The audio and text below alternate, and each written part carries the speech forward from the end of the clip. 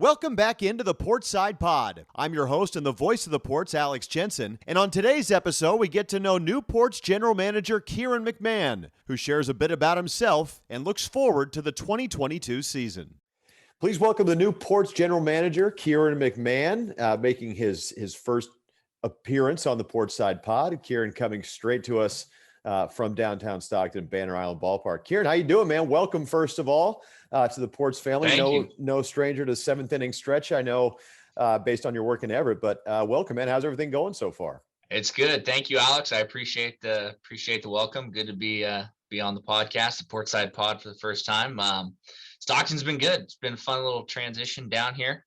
Things have been, a whirlwind of the last couple of months. Been here just about 2.5 months now, but transitioning pretty well. Staff's great. Pat and all the guys, Luke, everybody here has been super welcoming. It's been fun to get in here and get to work starting for 22. How long have you actually been in Stockton? You said about 2.5 months, because I saw the release was right like the first week of October, right? I think the release date was like October 1st. So you started pretty much right after the season ended.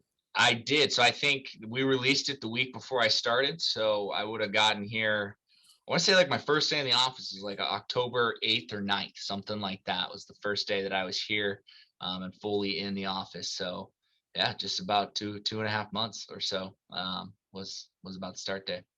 I asked Pat for congratulations, first of all. It's great to have you in Stockton. Yeah, absolutely. And I know all our Ports fans will give you a hearty welcome once we get into April, especially, and fans are back in the ballpark.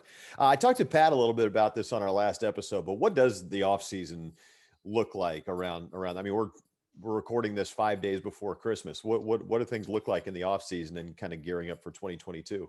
Totally. Yeah. So, for us in the off season, this is our planning stage of everything, basically, right? This is when we get together, starting back in October when I started, and even before then, we look at the year prior, what things worked, what things didn't work, what things we want to improve on, how do we improve on those?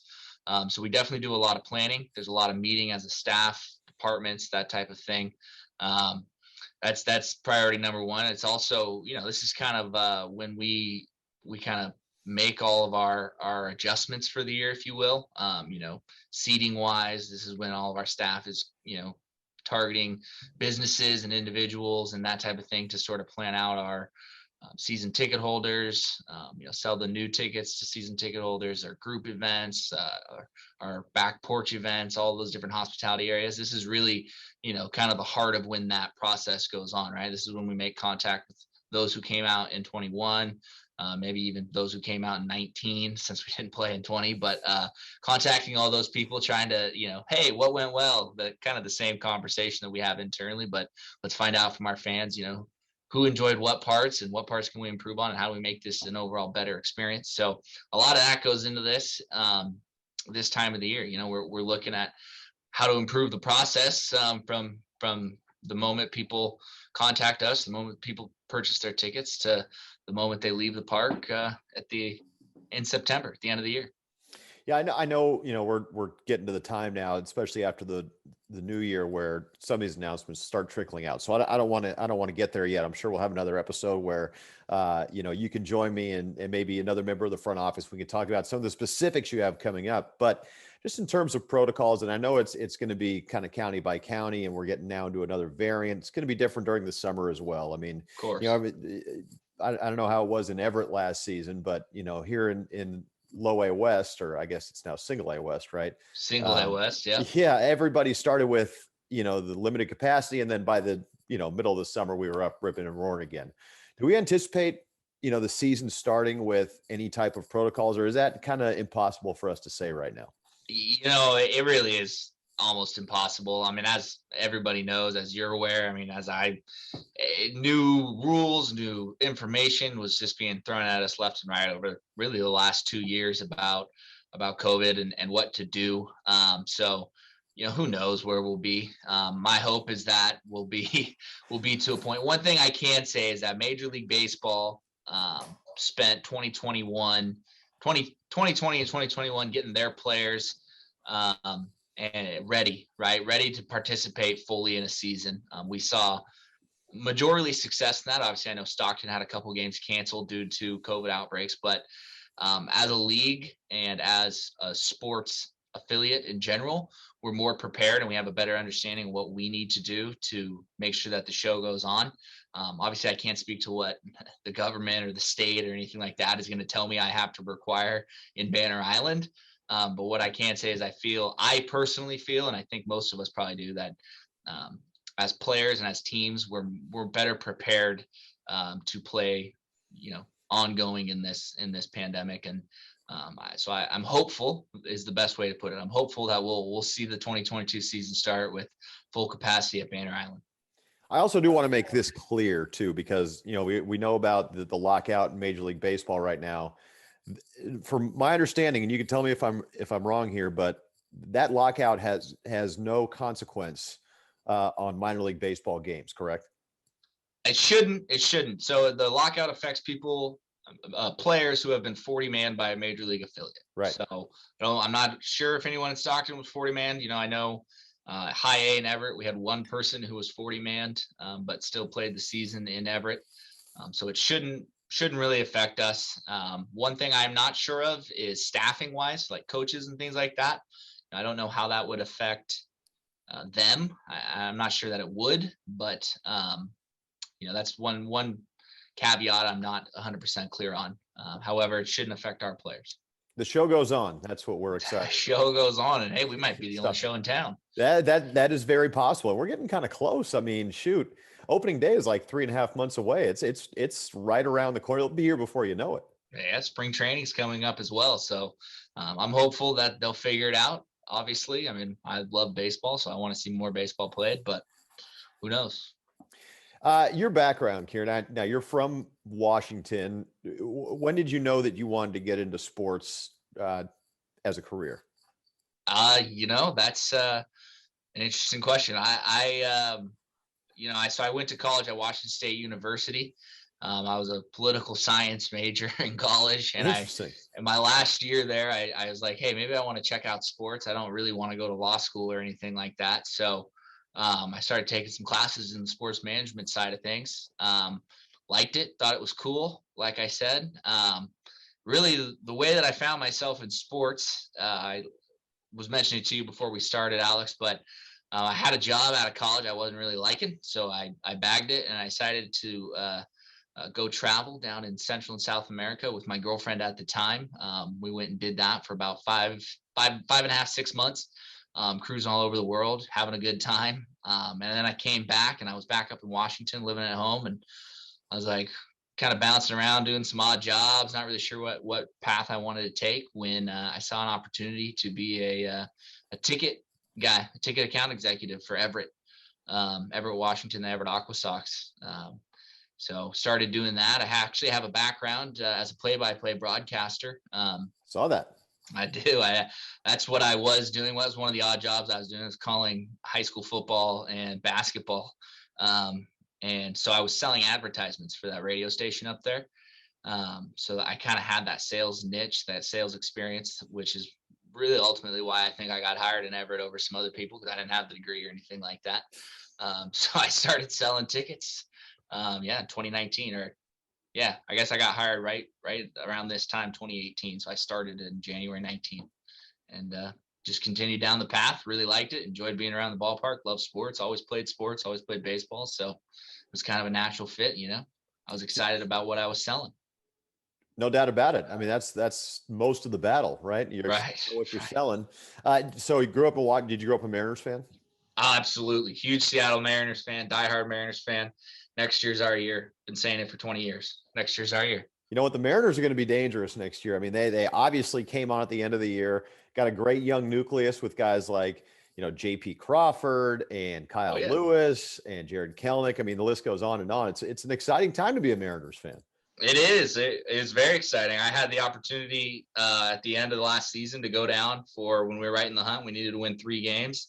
I watched them win 2, and then they ultimately lost the Sunday 3rd game. But it's a lot of fun. It's an exciting time to be a Mariners fan. I'm telling you, it's our year. 22. For anybody that has not been to Seattle and likes exploring ballparks, For my money, that's one of the most underrated ballparks there is in America. It's in my top 3 of all the ballparks I've been to. It's top 3, no doubt about it. Really? T-Mobile? I love T-Mobile. Yeah. I mean, I love Seattle too. My sister Yeah. lives in Seattle, so I get the Okay. chance to go there quite a bit. And I really enjoy. I love the area that it's in. There's a few breweries and restaurants around there. It's a really short walk to downtown too, which is kind of an underrated part about it too. Are you now grew up in Washington? Are you like Seattle area native? So I grew up, it's called Skagit Valley, Washington. It's about an hour north of Seattle, about an hour south of Vancouver, Canada or so. Okay. Right in Everett then, right? I mean, that's close to Everett. I'm still probably about 30 minutes from Everett, where I grew up at. But it's pretty close to Everett, closer to Everett than it is to Seattle. It's for all the people who may know Washington a little bit, I'm closest city is Bellingham, 20 minutes from Bellingham, Washington. So pretty far up north. That's where I grew up. But I grew up, we could drive to Seattle for Mariners and Seahawks games and things like that. I actually used to participate in some of the youth programs that the Everett Aqua Sox would put on when I was a child. So I'm pretty familiar with the area. I grew up all over Western Washington. Yeah. Give me some names of some favorite Mariners growing up. Growing up? Oh, geez. I mean, where do we even start? I loved Mark McLemore. Obviously, Ichiro was my age. Mike Cameron, Jamie Moyer, all those. Jamie Moyer was the man.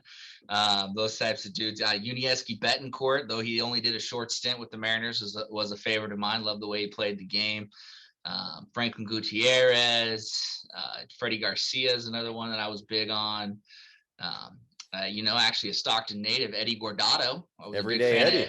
Everyday Eddie for his little run there with us back in the early 2000s. But the list goes on. I could sit here and talk Mariners players and Mariners seasons for hours. Mark McLemore was almost like a Ben Zobrist type before Ben Zobrist, right? I mean, he'd play all over the field. Yep. Him and Willie Bloomquist were on they didn't cross paths for too long, but they were on the same team, and I think both of them played every position besides maybe catcher and maybe even pitcher. I don't know. John Olerud, you get any John Olerud? So now I went to Washington State University too. Yeah, so I'm sorry I didn't mention him first, but John Olerud he was a big fan. I was a big fan of John Olerud. He was the man. Now, were you a Cougar fan or a Husky fan growing up? I was a WSU fan pretty much always. Really? Okay. Yep. And I ended up going there for college. So pretty much always been a Cougar. Never been to the Palouse. One of these days I'll have to check it. I mean, we go to Spokane every year. Never made the drive down to Pullman though. I would love to go there. Kyle Smith's doing a great job over at Washington State on the hardwood anyway. He is. No, he's doing a good job. If you ever have a chance, you got to go to Pullman. It's probably, in my opinion, it's one of the truest college towns around there, just because there's nothing around. The city is literally only there because of the university, and it's magical. If you went to school there, you'll understand. I mean, it's magical going in on a Saturday or a football game, or in the springtime when it's starting to get sunny and the snow's melted. It's quite something. It's fun. Brings back a lot of memories. I haven't been there in a few years, but it's a good time. Tell me about your favorite parts of your backpacking trip through Central and South America. Do you have any favorite places you went? Yeah, I do actually. That's cool. Reminisce a little bit. I haven't talked about it in a while. So probably my favorite country was Colombia. Colombia is a fascinating country. It's huge. It's a lot bigger than people expect. It's kind of, you can get like similar to the United States, though it's not quite as big. You can get all the major different terrains and climates. I mean, there's the Amazon jungle, obviously. There's the mountainous regions where it's not too different than how it is here today, actually, where it's kind of cooler and rainy. You can go to the desert, you can go to the Caribbean Ocean, you can go to the Pacific Ocean. So, and it's really just an interesting country. Obviously, a lot of people know the history and the struggles that the country itself has had, but it's a cool country. So Colombia definitely is one of them. I did a couple weeks volunteering there, actually, at a hostel in a really, really small mountain town called Jerico, Colombia. And that was really, it was a lot of fun. It's a small town, very small town. So the kind of place where, the farmers ride their horses still to the city center, right, on Saturday mornings and go have coffee in the city center. And I was fortunate enough to be there actually during the World Cup. in 2018, the World Cup in 2018. So Colombia was actually good that year. I'm not a huge, soccer or football fan, but I was while I was there and they were playing. I'll tell you that. They won a couple games, and I was in Medellin for one of them, which that was pretty crazy too. A big city like that, place was rocking, really partying. So that was a really cool experience. I also spent some time in Costa Rica. That's another one.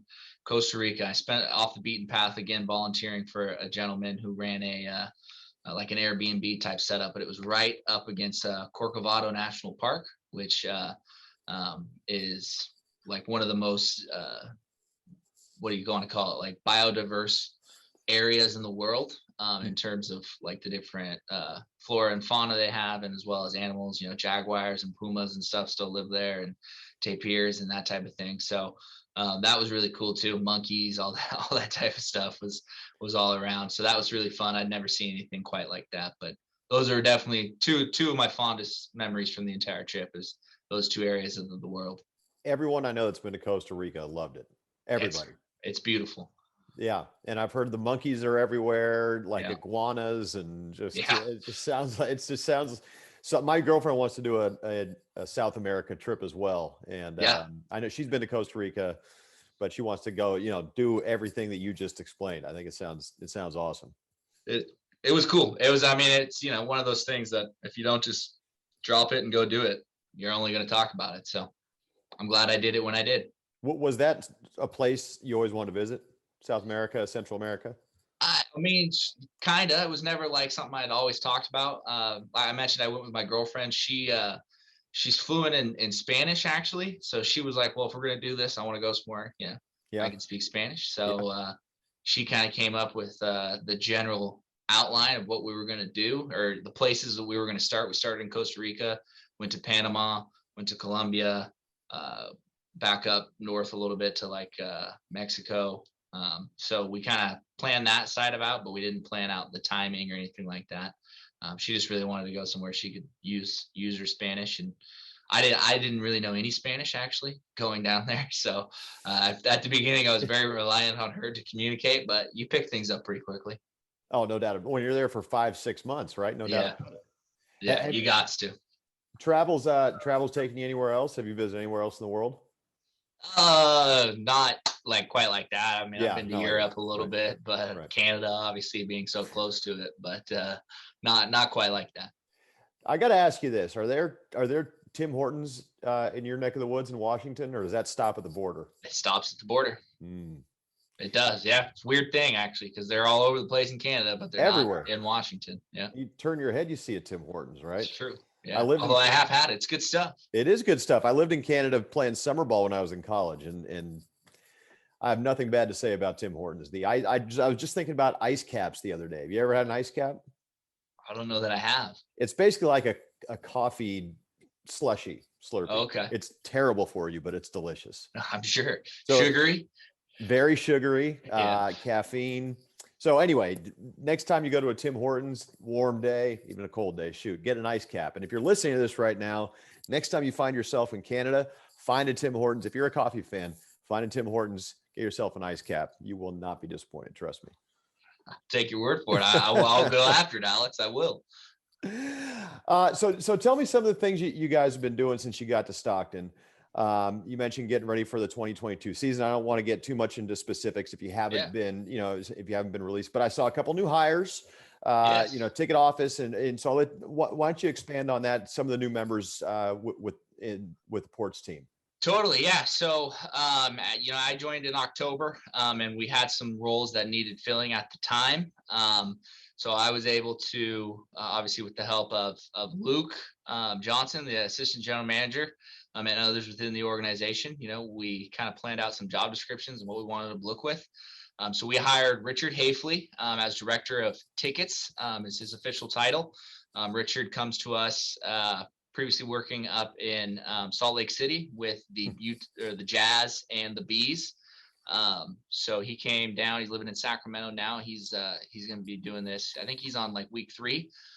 He's doing a great job transitioning into the role. Got a lot to bring to the table, being in the AAA and professional basketball world for most of his sports career. So he's seen it from a different level, and now kind of down here in the single A realm. A lot of interesting ideas and improvements that we can make to our overall system.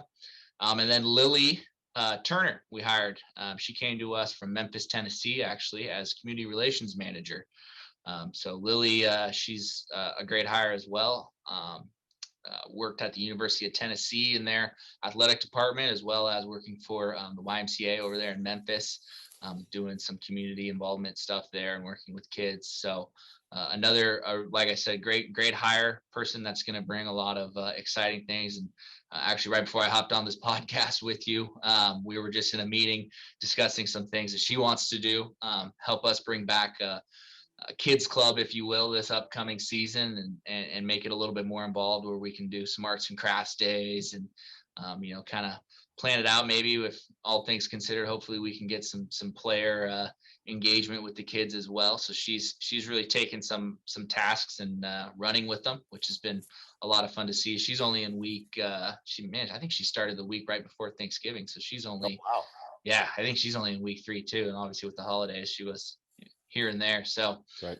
But yeah, both of them really people I'm really excited about. And I think they're excited to be here in Stockton. Neither of them, like myself, have ever lived in California, although I guess Richard had just moved to Sacramento when I hired him. So he had just barely moved there. But so both of them, like me, never lived in California. So we're all kind of coming in at the same time, trying to figure out the state of California and the city of Stockton and having some fun. I'd imagine it's exciting for you guys and the folks who are already in the Ports front office. Luke Johnson and Jordy Fennick and Vince Zeeland, Chris Davaglia, so on and so forth. Kind of combining the experience they have in Stockton with some new blood, new energy. I mean, that's got to be exciting. It is exciting. And, as you just mentioned, all the people that have been here, Jordan, Vince, Chris, Dora, Luke, even Krista, Larry, who runs our merch department and is in the front office every day. They've all been very helpful to not only myself, but to Richard and Lily, both, with kind of, helping us integrate into Stockton. Obviously, we don't know too much about the city, and they know a lot more than we do. So they've been an awesome asset to have, and I do think it is a lot of fun, because as you just mentioned, they kind of have the institutional knowledge of the ports in general, as well as the city. Sure. And we kind of have this excited is the best way to put it. We're excited to be here and to take on a new role, so we're excited about all the things we can do here in Banner Island Ballpark and in the city of Stockton. So it's been awesome, and my kudos really does go out to all those guys we just talked about, and guys and gals that we just talked about, because they have been awesome in the transition and very helpful in making us feel comfortable in our roles and helping us succeed as we move into this chapter. You talked about Lily's, involvement in the community already, and some of the ideas that she has. On your first read of this, the franchise in the city and the kind of the marriage between the two, and really what I got when I first started, Kieran, was just how deep seated into Stockton the Ports franchise is. I mean, grandfathers are taking their grandsons, and their dads took them to games when they were kids. Right. What's your sense on kind of the importance and just the connection between the community and the Stockton Ports, and really how deep this the Ports run in Stockton in just your brief time in town? Yeah, no, it's actually pretty, it's fascinating, and it's pretty cool, because I don't come from a place that has this, really. I mean, Seattle Mariners have been, like we mentioned, in Seattle for a relatively short amount of time compared to a lot of other baseball cities. And Everett's the same way. So it's cool to see that, I can talk to almost anyone in the city who's lived here for any amount of time, and they can tell me something about the Ports, right? Oh yeah, I went to a game, or oh, I've heard of them, or yeah, my daughter, when she was going to school, participated in the home baseball by the books program, or those types of things. So it's cool, and it's awesome to see all the history. As you mentioned, 1941, I believe, was our first season here, which is that's pretty rare to see a minor league baseball team stay in one city for that long. I mean, I'm sure there are other teams that I'm not aware of, but it's got to be a pretty rare thing. Especially in California, right? Yeah, right, Yeah. right. Absolutely. That's kind of my thought, I mean, might even precede like the Oakland Athletics playing in Oakland type thing, right? I mean, Yes, I don't, correct. Yeah, they yeah, do. right, Yeah. right. So, I mean, that's a cool thing, and it's a rich history, and it goes back to playing at the old ballpark. Yeah. Like you just mentioned, I've talked to some individuals who are season ticket holders here, who want to call me up and say hello and talk to me a little bit. And they talk about how their dads brought them to Ports games back in the day, and they bring their kids and their grandkids, and they just, love all the history and have seen, all these guys come up through the organization. So it's exciting. It's fun. It makes me feel, happy that the city connects with us on not only the baseball level, but on the rich history level and the community involvement, as you mentioned. I mean, we are very involved in the community, and I think a lot of credit goes to Pat Philippone and what he's done since he got here. He's enacted a lot of community efforts and really made sure that that's a focal point of the organization. And I completely agree with that. I think it's really important to run a minor league baseball team that you have a strong community backing, and you do everything you can to give back to the community that supports you. When you look at the Stockton Ports, obviously you're familiar with the Ports, working for seventh inning stretch already. Yeah. But when you got here, when you were interviewing, when you're going through the process, and when you got to Stockton, what do you see as the potential of this franchise, just with the ballpark and the affiliation to a club that's close and has fan ties in the area already? It just seems like all the pieces are there to build on what's already been a great experience. So just give me your take on that, like, your take on that. And then also how, you believe that may even be able to be improved in some ways. Totally. Yeah. I mean, well, one thing you mentioned, Banner Island Ballpark is a gorgeous ballpark, and incredible. For anyone who has never been, they need to come and check it out. And that, I'm not going to lie, when I came down here for the interview, I saw the park and I was like, oh my, yeah, I gotta be a part of this, because this is cool, right? Being right on the Delta and just the entire way that it's built. I mean, there's, for people who are like me that are kind of ballpark junkies, and you mentioned yourself, you like ballparks, the way that it's set up when you walk in the gates, and you can go and walk the entire concourse. You can go right, you can go left, you can find all these different things. It's a beautiful way that it's all set up from entrance to exit. So just on that level alone, there's a lot of potential. People should be wanting to come out and hang out in this ballpark. It is interesting that you mentioned the close affiliation to, obviously, our affiliate being just in Oakland. You do see some fandom. I remember, again, I'll bring it back to when I interviewed down here. I met a couple of fans outside of the stadium that hadn't gotten into the game yet, that were all decked out in A's gear. I said, "Oh, do you always wear that?" They said, "No, we're pulling a doubleheader today. We went to the game in Oakland earlier, and now we're going to come here to Stockton." I was like, I mean, that concept never really, I just never thought about that, even though coming from Everett, we were very close to Seattle as well. Right. But people just didn't do that, probably because of the traffic, or I don't know why. But, that's interesting to me. So I think that combining all of those things, the closeness to our affiliate, the beautiful ballpark, and then even the community support that we were just discussing, there's the potential is really untapped. I mean, there's so many people within our community, and so many different interests of those people, and backgrounds, and diversity, that we could do a new thing every single day for a different group of people, and never really run out of opportunity there, and of new fans to attract. So I think that's where the biggest potential lies, is paying attention to the trends within our community, and what the people want, whether that be they want to meet and greet former players, or they want to have ice cream socials every Wednesday, or whatever that is, whatever that interest is. That's really what one of my goals is to build a deeper understanding of our fan base, and who those people are and what they want, and try to give them that, essentially, right? Try to do everything I can to maximize the experience here at Banner Island, and for all of our fans. So really, that's kind of where I see the biggest potential, and the biggest drive of where I would like to take the program, is to really listen to the fans, as you should. The customer's always right, and try to give them what they want as best as I can.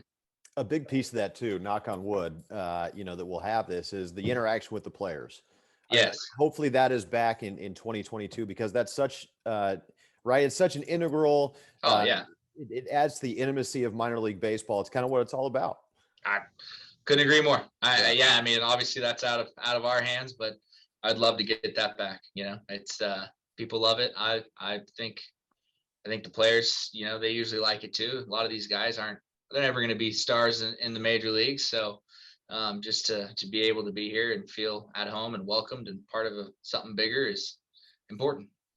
You mentioned, along the same lines as the community outreach, and one thing that is new this season that the Ports took advantage of, and I hope we get a chance to introduce him later in this episode, but Pierre Crockrell signing the NIL deal with the Stockton Ports, Yeah. and tying to the University of the Pacific. Is that relationship something you guys are hoping to tap into? Absolutely. With Pierre kind of joining the team?